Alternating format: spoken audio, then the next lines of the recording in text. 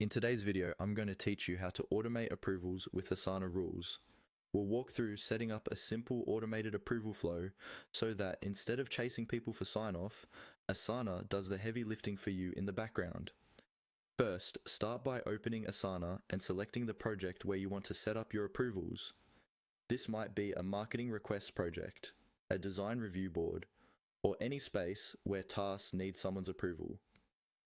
Make sure you're in the project's main view, like list or board, so you can see the toolbar at the top. On the right-hand side of the project, look for the Customize button. Go ahead and click on Customize.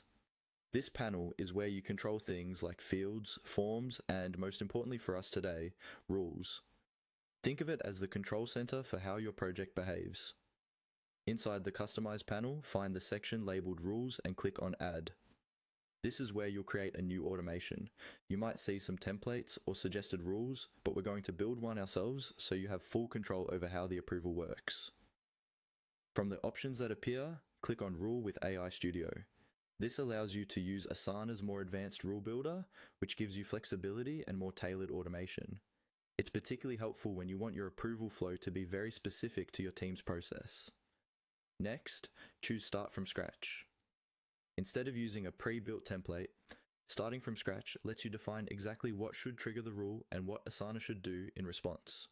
This is ideal for unique or customized approval steps. Now you'll set up your trigger. Click on the plus icon to select a trigger. A trigger could be something like a task moving to a certain section, a custom field being set to ready for review, or a due date being updated. Choose the trigger that best represents the moment when a task is ready for approval in your workflow. Once you've chosen your trigger, click Continue.